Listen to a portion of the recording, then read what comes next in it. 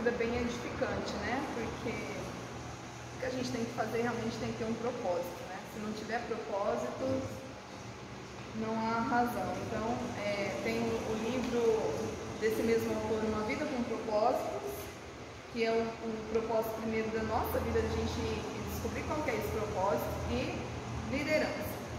O capítulo que eu gostaria de compartilhar com os irmãos, primeiro, boa noite, né? Eu estou chegando aqui já para acelerar já.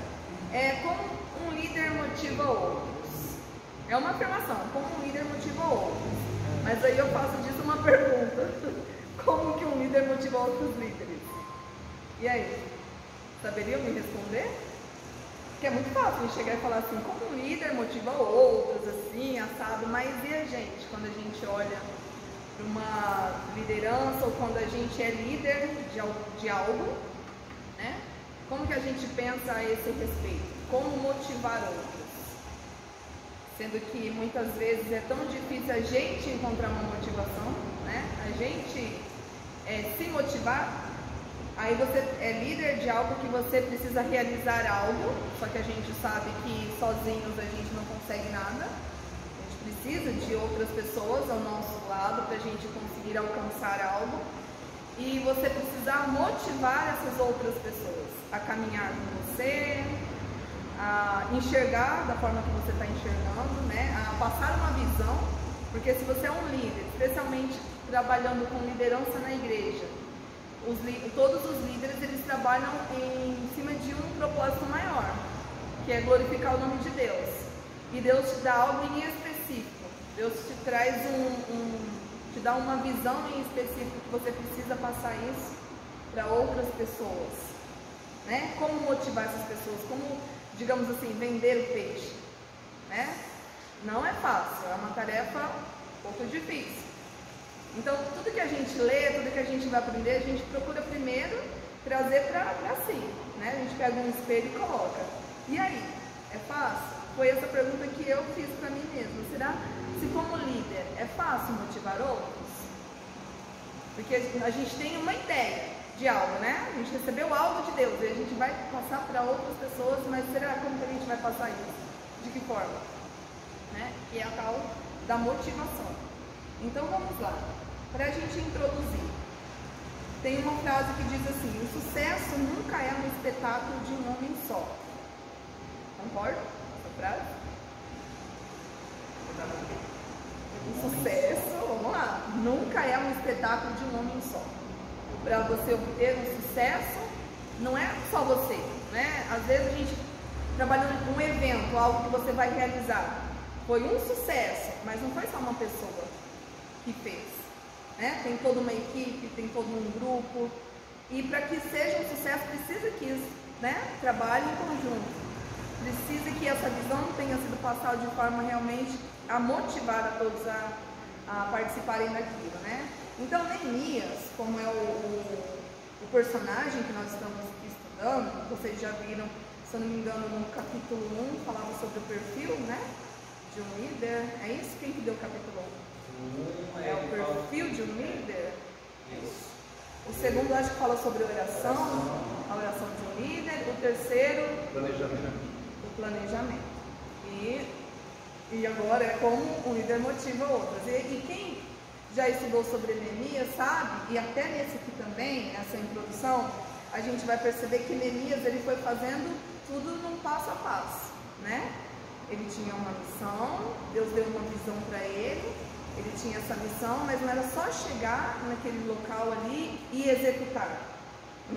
Ele não foi contratado para fazer um serviço, ele tinha que chegar diante de um cenário caótico, um cenário assim desanimador, e ele precisava primeiro restaurar, antes de restaurar o muro ali, que seria a missão, né, de força mesmo, de trabalho árduo, ele tinha que restaurar outras coisas antes, né?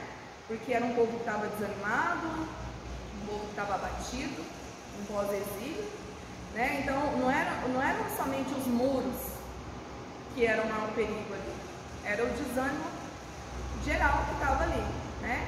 Então, como que ele ia chegar e trabalhar com aquele povo Então, primeiro ele precisava, a missão maior dele ali não era só a construção do muro, mas era um avivamento. O povo precisava ser avivado ali, né? O povo precisava voltar ali e entender qual que era a posição deles ali, o que Deus esperava deles ali, né? Então, vamos lá. Ele sabia, então, que esse projeto de reconstrução, ele precisaria de uma equipe, né? De pessoas trabalhadoras que compartilhassem essa visão. Então ele sabia que ele tinha esse desafio aí pela frente. Então, como eu disse, o cenário não era nada favorável, era um cenário de pessoas desencorajadas, pessoas apáticas, pessoas que se sentiam derrotadas.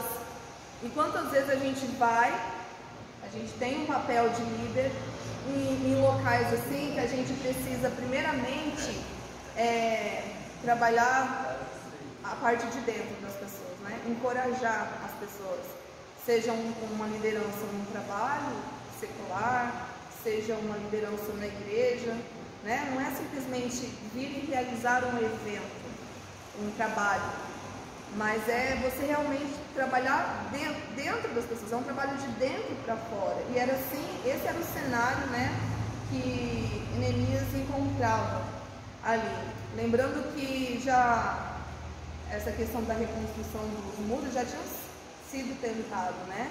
Mas sem sucesso, ou seja, o povo já tinha todas as desculpas possíveis de falar, a gente já tentou, não é por aí, né? Mas a gente vai entender por que Neemias é um dos personagens bíblicos ali que mais se trabalha com a questão de liderança, não é à toa, né? Que essa história, às vezes a gente acha que é uma história simples de uma construção de um murinho, e na verdade tem tantos ensinos, tantos ensinamentos por detrás disso, né? E então tá, ele chegou lá na cidade, em questão de dias ele tinha conseguido o apoio de toda a cidade, né? Formou equipes, mobilizou, conseguiu que o muro estivesse construído 52 dias depois. Isso já é o final. Porém, para que ele pudesse chegar nesse final, nesse desfecho final, ele precisou trilhar um caminho aí, que foi o caminho da motivação, né? Então ele precisava primeiro trabalhar essa questão de animar a população, animar a cidade. Então, primeira coisa que Neemias ele nos ensina, que um líder, ele espera a oposição. Então todo líder que é líder, ele sabe que no lugar onde ele chegar, que ele precisa, né, de implantar mudanças, ainda mais aqui precisava de muitas mudanças, né? Ele precisava trabalhar todo um contexto ali de desânimo, ele precisava encontrar qual que era ali, ele sabia, né, qual que era a dificuldade ali, o desânimo, sabia a causa, a razão, mas ele precisava começar o seu trabalho.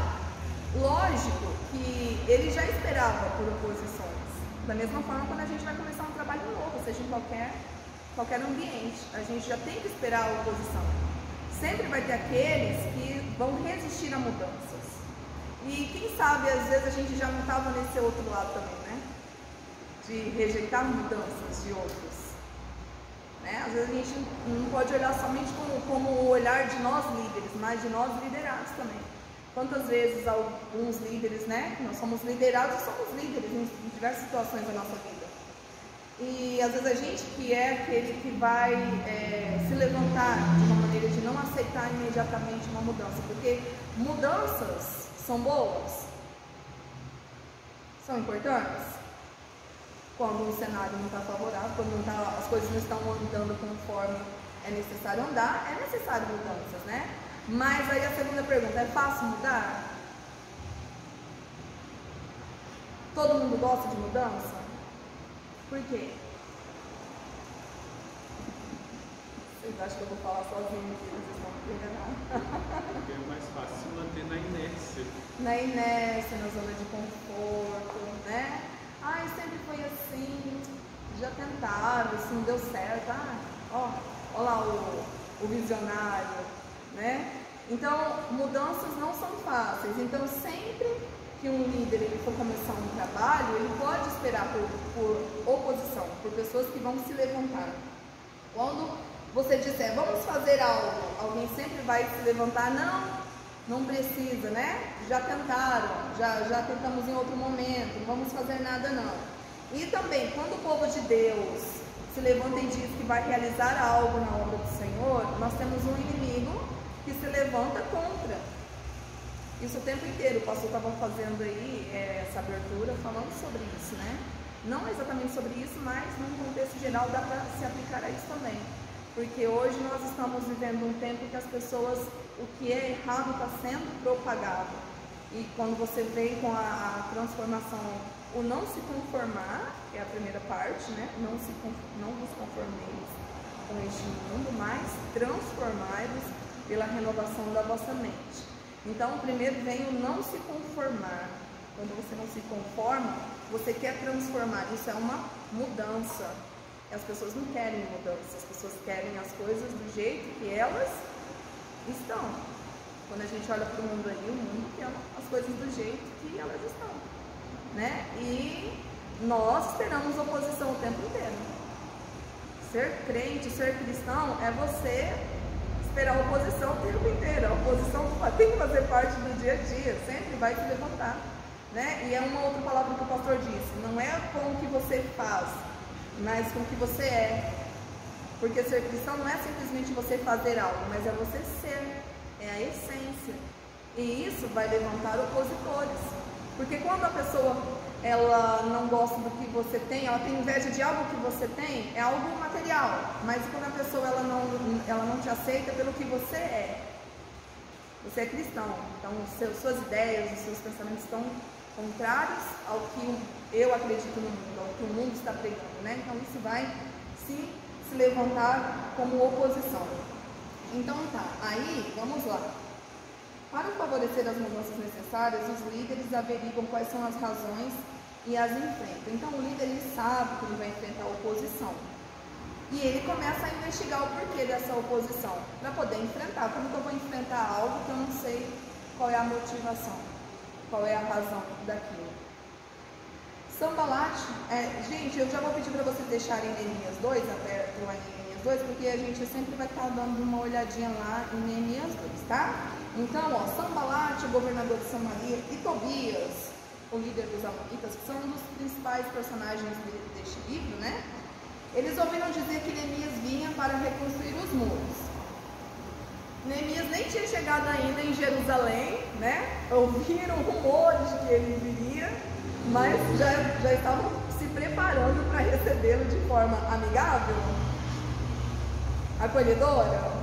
Não, né? Ele nem tinha chegado e a oposição já estava ali se levantando contra ele, né? Só ouviram falar que ele estava vindo, né? Imagina. Não estamos seguros da forma pela qual Neemias soube, mas é provável que tenha enviado exploradores adiante dele, né? As pessoas antes dele chegar para estar descobrindo. Então ele já imaginava, ele já esperava essas oposições. Então ele governada, com certeza já mandou alguém ali para sondar, para ver o que estava acontecendo, né? Quais eram os rumores, quais eram as conversas e tal. Então por quê? Porque ele já esperava por isso. Lógico, né? Então não há oportunidade sem oposição. Toda vez que se levantar uma oportunidade, e que seja uma oportunidade boa, de crescimento, uma oportunidade que vai gerar frutos, junto com isso vai crescer a oposição. Isso a gente já tem que esperar. A gente não pode esperar por uma vida tranquila. A partir do momento que você está vivendo algo que é tranquilo, algo que está muito fácil, a gente precisa desconfiar. Opa, se eu estou agradando muito ao mundo, se eu estou agradando aos opositores de Deus, então eu estou fazendo a vontade deles, né? A partir do momento que você se levanta para fazer a vontade de Deus, né? Para você trazer uma oportunidade de crescimento, vai se levantar a oposição. Se não se levantar, desconfie. Desconfie. Quando seus planos exigem que seu povo mude para produzir mudança, espere posição. Então, o primeiro ponto que nós aprendemos com Neemias, né?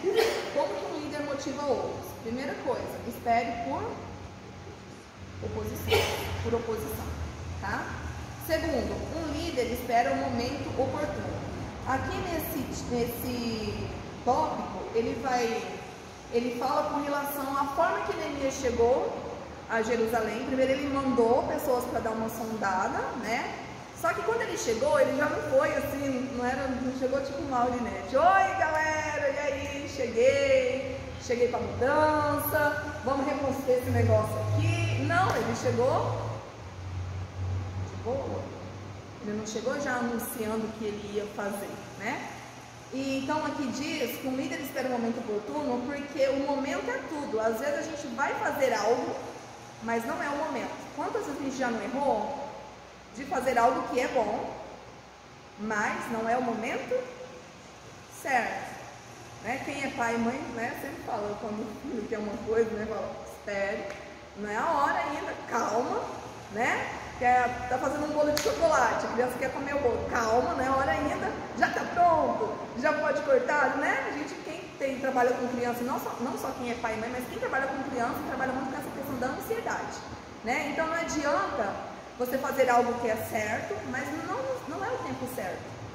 Já ouviram aquela frase? Está no lugar certo, mas na hora errada, ou está no lugar errado na hora errada. É tudo mesmo, da mesma série aí, né? Então o momento é tudo. E foi isso que Neemias, ele colocou em prática, né? Ele sabia que o tempo podia mudar tudo. Foi isso que ele fez. Ele esperou 3 dias antes de começar. Né? Ele não entrou, aí aqui no livro fala assim, ele não entrou cavalgando sobre um cavalo branco, com bandeiras hasteadas e bandas militares tocando, né? Ele não chegou proclamando assim, aqui estou para salvar a situação, né? Chapolin Colorado chegou, não, né? Ele não chegou mostrando que ele era o super-herói, não, ele chegou tranquilo, né? Então assim, o que aconteceu? O que ele ficou fazendo durante aqueles 3 dias, né? O que vocês acham? E aí, gente, vamos... Inspecionando. Só inspecionando, pastor. O que mais? Um dia ele foi inspecionando, e nos outros 2? Era crente, né? Eu acho que ele estava orando. Orando, quem mais? A parte do planejamento, ele podia estar revendo a estratégia. Exatamente. Primeira coisa, ele chegou e aquela viagem ali provavelmente não foi uma viagem muito tranquila, né? Não tinha ônibus, não tinha trem, não tinha Uber, né? Então provavelmente foi uma viagem um pouco cansativa. Então ele chegou, provavelmente foi descansar um pouco também. Aí tem uma outra lição aqui, nunca decida nada, nunca tome uma decisão quando você estiver cansado. Quando a gente está cansado, a gente acaba não pensando. E quando a gente não pensa, a gente não vai tomar uma boa decisão. Então, provavelmente ele estava descansando um pouco, né, da fadiga, do cansaço. Estava orando também, com certeza, porque se ele já sabia, já esperava por oposição, então vamos orar. E também a parte que o pastor disse, né? Inspecionando, dando uma averiguada nos danos, né? Na situação real, para poder depois traçar planos, metas e aí fazer aquilo que ele foi proposto a fazer, que era a reconstrução. Ok, durante 3 dias, as especulações, porque o povo, o que foi, meu bonita? Então, imagine que durante aqueles 3 dias o povo deve ter ficado só no cochicho, né? Cadê ele? Uai, cadê o salvador da pátria?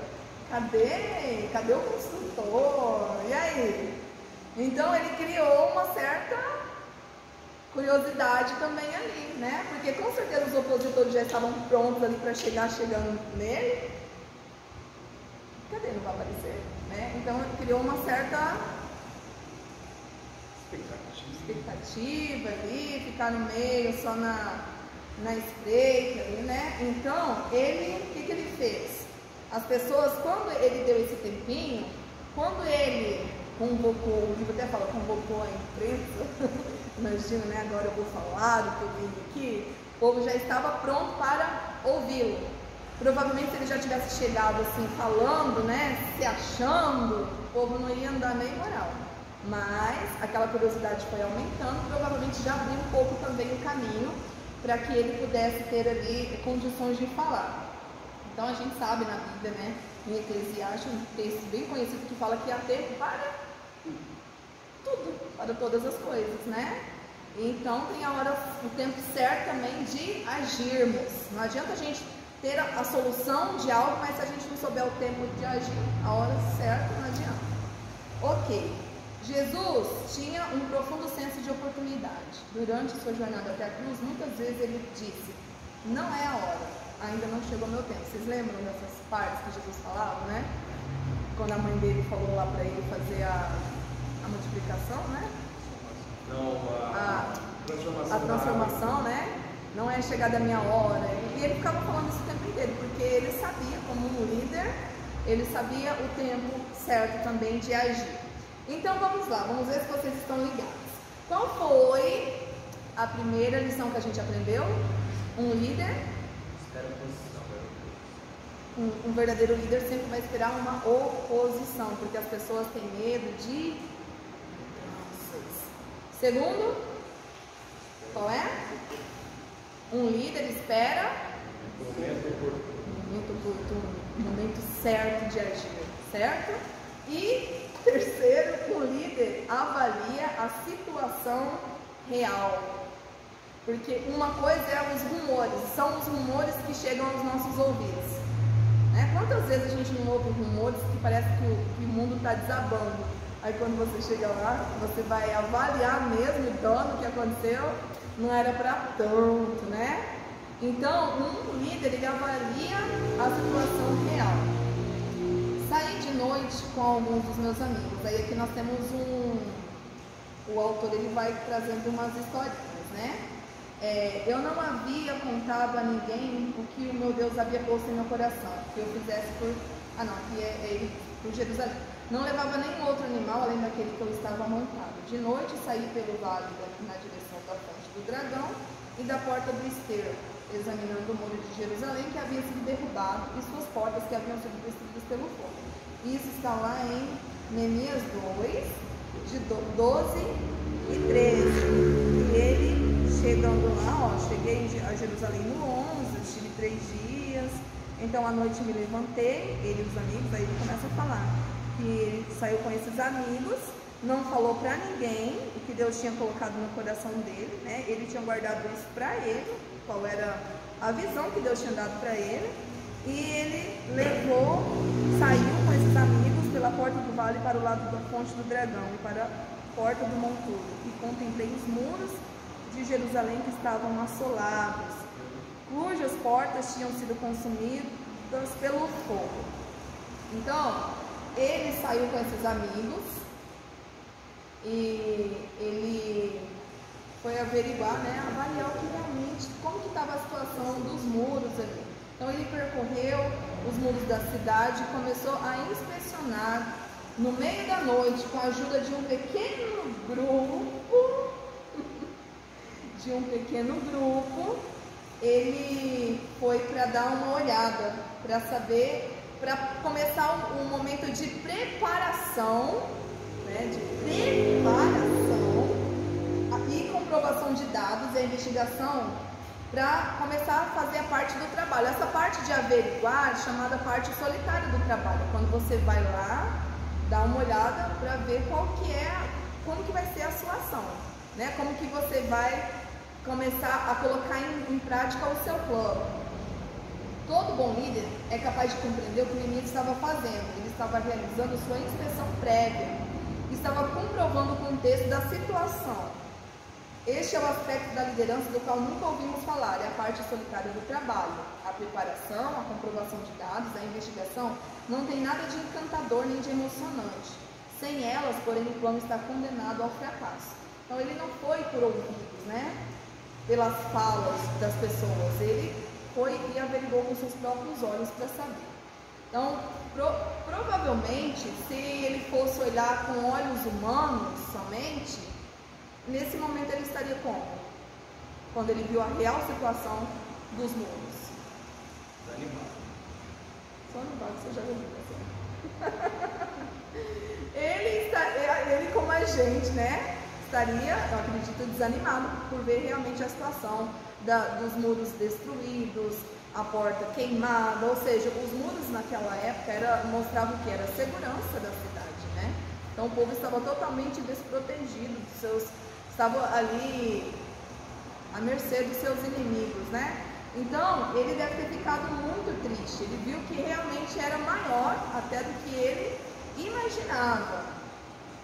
E então ele precisou fazer o quê? Se ele tinha que motivar os seus liderados, ele não podia também transparecer, né, de que estava com esse desânimo todo, porque o líder muitas vezes ele enfrenta esse momento solitário, né? Ele sabe como que é a situação ali, ele está vendo com olhos que talvez os outros não estão vendo. Ele consegue ver além, mas ele tem que mostrar firmeza, convicção, porque se você vai motivar e dependendo da forma que você fala, você pode desanimar todo mundo. E ele não podia fazer isso naquele momento, né? Porque a missão dele era muito maior do que reconstruir muros, tijolos, mas era reconstruir algo muito maior na vida daquele povo. Ok. As pessoas, você já notou alguma vez como é fácil matar uma boa ideia? As pessoas negativistas tendem muito mais a expressar suas ideias do que as pessoas otimistas, né? Às vezes as pessoas, quem tem uma boa ideia, às vezes se calam. E a gente lê muito isso em Provérbios, né? O provérbio fala que o sábio, ele pensa muito mais antes de falar, né? O tolo não, ele fala o tempo inteiro. E o livro de Provérbios o tempo inteiro fala que o tolo tem que se calar, porque às vezes a gente, quando fala muito, você tem muito mais chance de errar. Então, os negativos, aqueles que sempre vai ter uma palavra para desanimar, eles falam mais. Os otimistas ficam só observando, né? Então, é muito fácil matar uma boa ideia. E tem muitas pessoas ao nosso redor, né? Que com uma palavra te destrói, com uma palavra te desmotiva. E não estava sendo diferente na vida lá de Neemias. Como Neemias não contava ainda com todos os dados, começou a trabalhar em silêncio, reunindo informações antes de anunciar o que ia fazer. Os grandes líderes protegem seus planos de uma morte prematura. Então o líder, ele não vai sair contando tudo que ele tem em mente, não.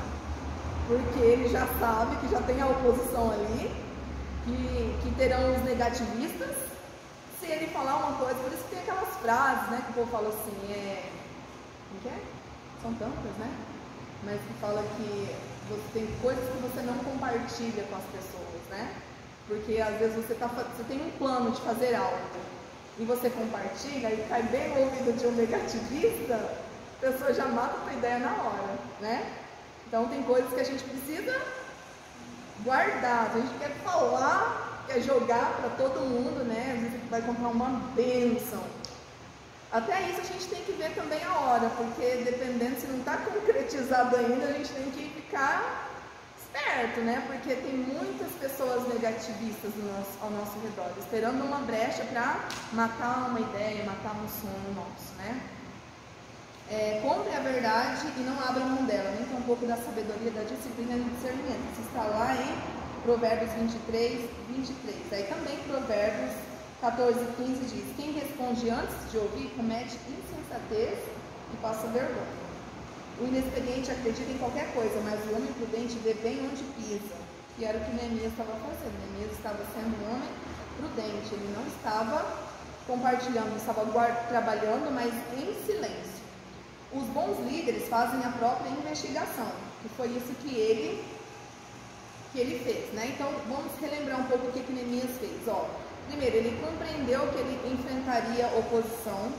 Ele chegou lá, naqueles 3 dias lá, ele criou uma curiosidade ali.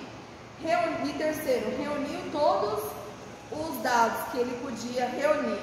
Só daí ele começou, aí ele percebeu que depois disso ele estava pronto para tornar público os planos dele, para compartilhar com as pessoas ali, com a sua equipe de colaboradores. Cheguei e formei a minha equipe, agora eu posso compartilhar, porque eu já fiz isso, eu já fiz aquilo, né? Passando essas fases aqui, eu já sei que agora é o momento oportuno para fazer isso. E foi o que ele fez.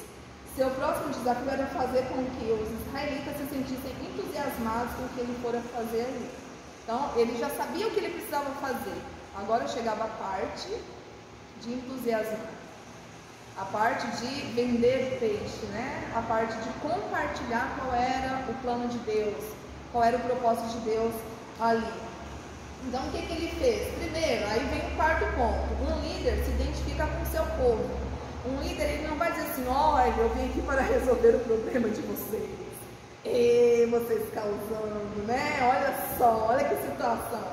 Não, ele se englobou, ele se colocou como participante daquilo ali, né? Ele disse: veja a situação terrível em que estamos. Então ele se colocou naquilo ali.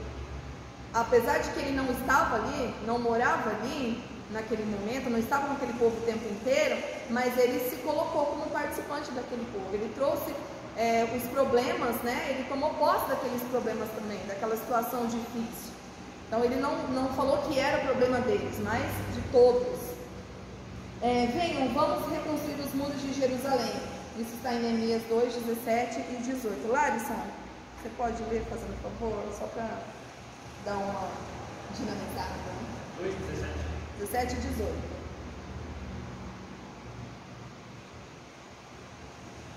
Então lhes disse: bem vedes vós a miséria em que estamos, que Jerusalém está assolada, e que as suas portas têm sido queimadas a fogo. Vinde, pois, e reedifiquemos o muro de Jerusalém, e não sejamos mais único próprio. Então, continua. Então lhes declarei como a mão do meu Deus me foi favorável, como também as palavras do rei. E ele me tinha dito. Então disseram: levantemos e edifiquemos, e esforçaram as suas mãos para o bem. Então, esse finalzinho diz, né? Aqui fala no meu: e fortaleceram as mãos para a boa obra. Então, Neemias, até ele chegar e falar isso para o povo, ele teve toda uma preparação para chegar e falar. E a resposta foi favorável, né? Então, por quê? Se ele tivesse chegado e colocado a culpa, né? Olha só em que situação vocês estão. Eu vim aqui para ajudar vocês, não tem nada a ver com isso, mas eu vim aqui para ajudar. Não. Se ele tivesse falado assim, provavelmente o povo tinha se irado, o povo teria virado as costas para ele. Mas quando ele se coloca ali no bolo, quando ele se identifica com o povo é favorável, o povo responde positivamente, né? Então a gente sabe, um líder ele enfrenta muitas situações que ele tem que às vezes chamar, vamos dizer assim, a atenção de um liderado, por exemplo. Então a forma que você fala, isso pode ser muito negativo, porque às vezes a forma que é falado pode endurecer o coração daquela pessoa, pode fechar o coração daquela pessoa e você não vai ter aquele apoio, que foi o que Neemias não fez, né? Ao aceitar a culpa, ele se identificou com a frustração do povo, porque o povo estava frustrado, não? O povo estava desanimado, não? É como se ele chegasse e falasse assim: olha, eu entendo tudo que vocês estão passando, né? A culpa é nossa, nós fizemos isso, nós fizemos aquilo, mas eu estou aqui para ajudá-los. É assim que a gente, como líder, a gente tem que se portar diante das pessoas que a gente está trabalhando, né? Você não chegar simplesmente apontando o dedo para a pessoa, mas se tornar participante daquilo. Jesus não fez isso? Jesus não se tornou um de nós? Jesus não cometeu nenhum pecado, mas ele levou sobre si todos os nossos pecados. Então, que referência é essa, né? Jesus, de se identificar com o povo, se identificar com o ser humano e assumir toda a culpa no nosso lugar. Então, Neemias, ele fez isso, ele se identificou e animou o povo a fazer uma avaliação sincera do problema. E ele disse assim: o problema é nosso, então vamos resolver. O problema é nosso. Não adianta, tem situações que não adianta você ficar tentando encontrar quem é o culpado. Às vezes a gente perde tanto tempo tentando encontrar um culpado, querer colocar a culpa em alguém, ao invés de avaliar o problema, né? Assumir aquilo, tomar para si e vamos resolver. Não adianta. Para quê? Né? Um provérbio aí popular: chorar sobre leite derramado, né? Vamos resolver esse problema. Foi o que Neemias fez. Então, os bons líderes, eles se identificam com o seu povo. As pessoas, elas se sentem motivadas, mais motivadas. Não era isso que Neemias tinha que fazer com o povo, motivar aquele povo?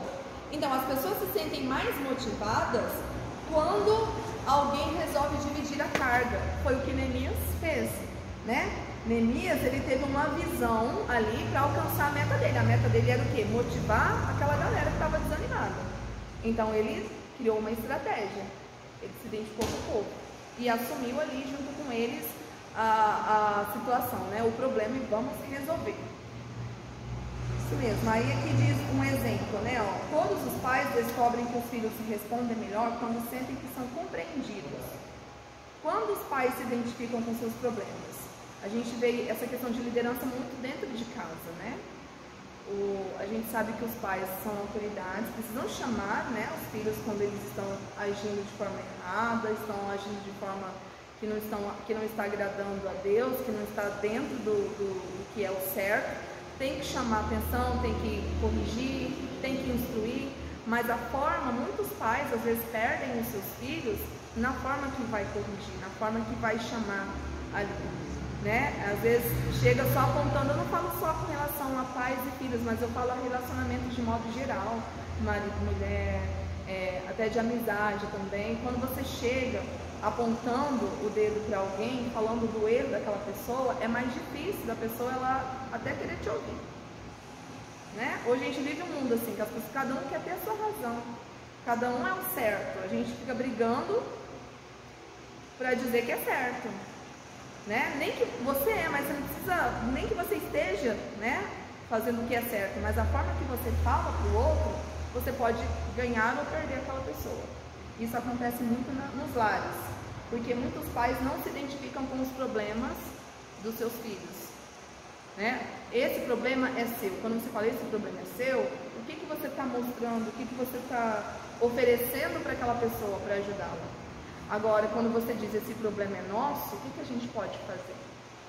O que você sugere? Eu sempre falo para os meus alunos assim, quando eles vêm com as causas deles, né, que às vezes eu me sinto uma juíza na sala de aula, tem que ficar tomando decisões, fulano não quer mais falar comigo, eu não sei o que, aí eu me sento ali, né? Ou quando é alguma coisa relacionada à sala de aula, eu falo assim, então tá bom, né? Você está trazendo uma situação, se você fosse a professora, o que você faria? Vamos compartilhar, né? Porque às vezes é muito fácil alguém vir cobrar algo de você, até uma sugestão aí, pastor. Quando alguém me falar, pastor, está acontecendo isso, aí eu só falo, se você fosse o pastor, o que você faria? Você transferir para a pessoa, para ela também sentir um pouco como que é. Porque às vezes é muito fácil a gente só cobrar do outro, né? Mas e quando você está na posição da pessoa, o que você faria? Será que é fácil? Né? Olha, não vou ter intervalo, para onde fugir, né? Então, as melhores ideias não são minhas nem suas, mas nossas. Então, foi isso. Eu já estou finalizando, tá, gente? É mais um tópico aqui, a gente já vai, porque eu não vou conseguir. É bem curtinho, não vou conseguir dar tudo hoje, né? Amém? Então, vamos lá. Relembrando, cada mudança de tópico a gente vai voltando aqui para ver se vocês estão pegando. Primeiro, então, eu me perdi. Espera, já está adiantando, já vai adiantar, né? Todo líder espera a oposição. Todo líder espera um momento oportuno, certo? Todo líder avalia. Se você está olhando, está colando, irmão. Olha aí. Estou achando que estava gravando aqui, que eu estava eloquentemente falando que você estava. Avalia a situação real. Um líder. E aí, sem olhar, se identifica com o seu povo. E o último de hoje, um líder não esconde a seriedade do problema, né? Então, imagina assim, eu já ganhei povo agora, já estão aqui meio que do meu lado, vamos colocar panos quentes. Não, gente, não é tão grave não, né? Então, assim, um verdadeiro líder, ele não vai esconder a real situação do problema. Ele vai trazer o que realmente precisa ser feito, né? Porque é a verdade, é trabalhar com a verdade. Então, ele não tratou de atenuar o problema, de abafar, mas o que ele fez? Ele partiu um pouco para o lado emocional do povo, né? Dramatizou para o povo realmente entender a gravidade. Por que ele usou essa tática? Por que ele usou essa tática? Hein, Vitor? Não leu essa parte? Ele sabia que eles viviam anos daquela forma, enquanto não lhes importasse o suficiente, não mudariam nada. Então, quantas pessoas a gente já não viu que a pessoa ela vive naquela vida ali, mas sabe, não está nem aí mais? E eu tenho, enquanto professora, quando chega o final de ano, a gente vê muitas famílias procurando os danos, né? O ano inteiro você está ali, tentando marcar reunião, falar com os pais, cobrar, né, para que eles tenham uma parceria com a escola. A gente cobra daqui, você cobra dali. Cadê pai, cadê mãe? Não sei. Chega o final de ano, aí vem. Ai, vai ficar de exame, ai, vai reprovar. É aquele desespero, né? Chega naquele desespero. E aí, o que acontece? A gente...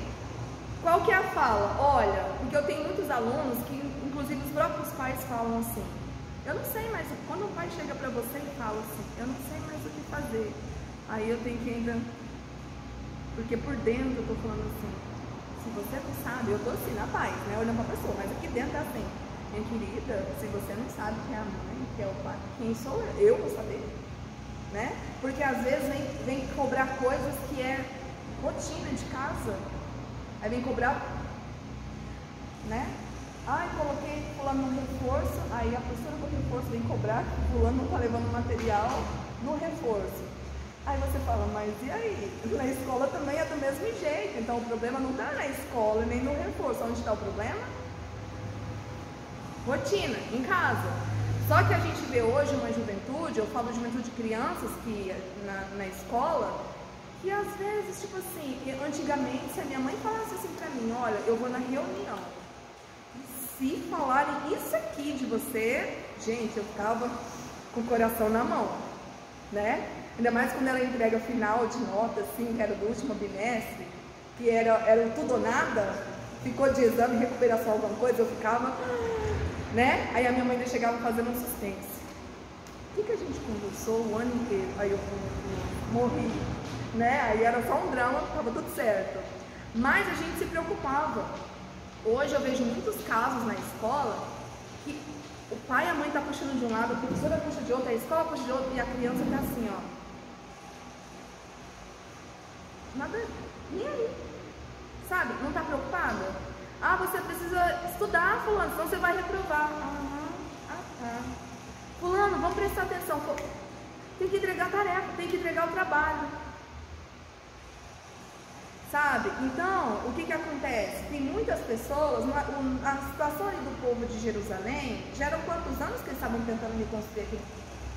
90 anos. Então eles já estavam numa situação, tipo assim, já estamos acostumados.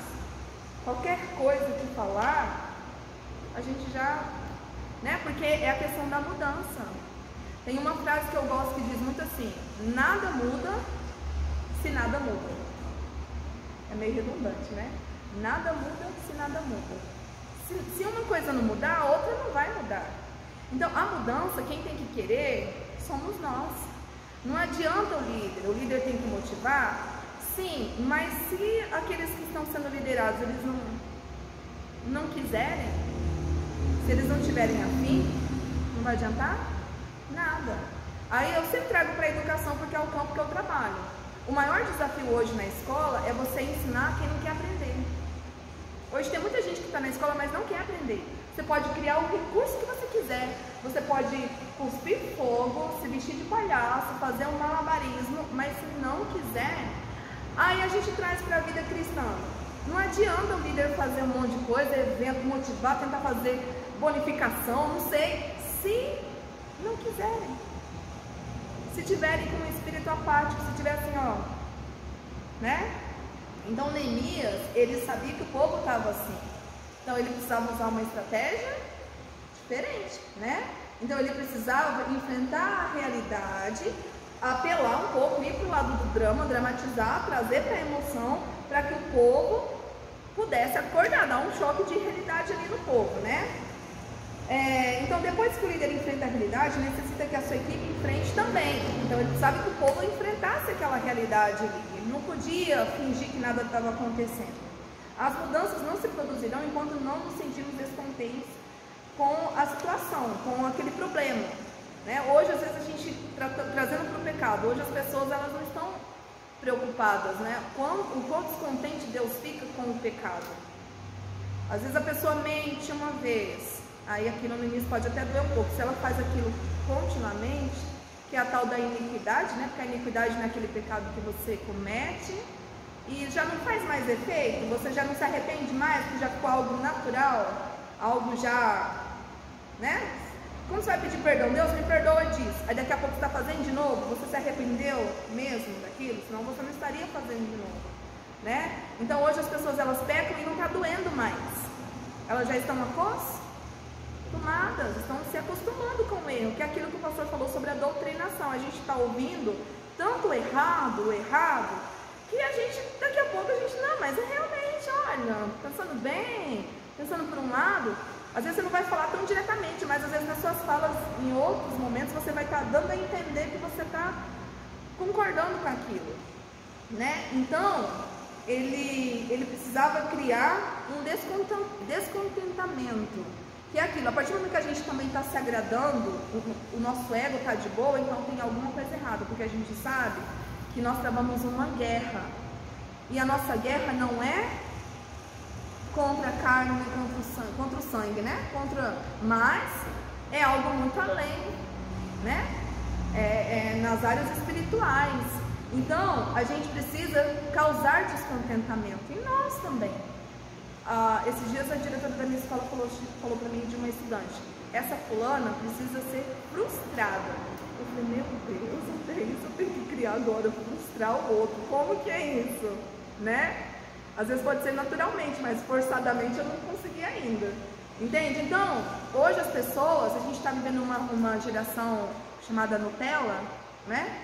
Mimizenta, que as pessoas elas não sabem ser frustradas. Qualquer frustraçãozinha já querem morrer, já querem tirar a vida, né? Então, assim, isso é por quê? Porque não são frustradas. Tudo que a criança quer hoje, toma aqui. E às vezes a gente, na nossa vida espiritual, é assim, a gente quer algo, por que às vezes as pessoas não batalham em oração? Porque elas pedem algo, não é o tempo, não é o momento, aí elas fazem o quê? Desistem. É muito cansativo isso aqui, né? E na verdade a gente tem que orar sem cessar, o tempo inteiro, né? A oração gera intimidade com Deus, relacionamento com Deus, né? Porque Deus sabe que se der pra gente logo de cara, a gente vai nem agradecer e vai curtir ali, né? Então, é o relacionamento. Então, hoje as pessoas, elas não querem ser frustradas, elas não querem ser descontentes. As pessoas não, nós, né? Vamos trazer para não fazer igual Neemias fez, né? Nós, é um problema nosso, é um problema da nossa geração. Então, ele precisava causar esse descontentamento no povo para que eles pudessem entender que eles precisavam de uma mudança. Ok. Neemias usou alguns pontos de motivação. Em primeiro lugar, ele apelou para a autoestima. Ele disse: somos o povo de Deus, não deveríamos estar vivendo no meio destruído. A gente também tem que fazer isso na nossa vida, né? Com relação à nossa conduta de vida. Nós somos o povo de Deus. Isso não condiz com o povo de Deus. O que nós estamos fazendo, o que essa geração está fazendo, não condiz com o povo de Deus. Então ele quis trabalhar a autoestima assim: olha, é Jerusalém, gente. Olha isso, é Jerusalém. Somos o povo de Deus. A gente não pode aceitar essa situação. Olha como que nós estamos, né? Aí a gente lembra de Salmos, né? Quando o salmista está orando lá, insistentemente para Deus, ele fala que como que é? Não lembro agora a palavra exata, mas como que os mortos te darão louvor? Né? Quando você vai orar para Deus, falar: Senhor, tenha piedade de mim, olha a minha situação, como que eu posso te dar louvor? Se eu for destruído, se o inimigo me vencer, me destruir, como que eu vou poder te dar louvor nisso? Né? Então, quando a gente ora, a gente traz a palavra de Deus, a gente fala com Deus falando da palavra dele, não as nossas palavras, porque as nossas palavras serão egoístas. Mas quando a gente fala da palavra de Deus, o Senhor ele não vai contra a sua palavra. Então mostra a intimidade, que você também está ali, você sabe o que Deus pensa, né? Então, apelar para a autoestima. Ele apelou. Olha, é Jerusalém. A gente não pode continuar nessa situação, né? Tá feio o negócio. O nível aqui tá preocupante. Então a gente precisa reagir. A gente precisa mudar, de mudança. Então, ao dramatizar o problema, ele apelou para os motivadores internos, a autoestima e a glória de Deus, certo? Então, aqui outro princípio que Neemias compreendia, que você precisa compreender: a maior motivação da vida não é a externa, nem a interna, mas a eterna, que é pela glória de Deus. Ele convocou as tropas com este grito de guerra: pela glória de Deus, reconstruamos os muros. Não é somente porque é Jerusalém, não só pela motivação da autoestima, mas é porque é algo eterno, é algo que vai glorificar o nome de Deus. Eu não sei se vocês já assistiram aquele filme Desafiando Gigantes, que o técnico lá, quando ele vai motivar, porque precisava, ali também era um trabalho de reconstrução, né? Precisava reconstruir a autoestima daquele povo ali. Ele falou assim, tinha uma frase que ele sempre falava com eles, quando eles voltavam dos jogos. Alguém lembra? Ninguém lembra, né? Peguei vocês, não tá na apostila, né? Se ganharmos, a glória será de Deus. Se perdermos, a glória será de Deus, né? Glorificamos a Deus do mesmo jeito. Que isso é um valor eterno, não é? Não é algo motivacional aqui, que pode passar, que pode ser decidido por uma vitória ou uma derrota, mas é a glória de Deus que tem que ser a nossa motivação. Tudo que a gente for fazer, a gente tem que buscar motivação em Deus, é para a glória de Deus. Então, para finalizar, o que faltava ali não era somente a motivação, mas era a motivação correta, que foi o que Neemias fez. E a gente termina por aqui. Muito obrigada. Até a próxima quarta.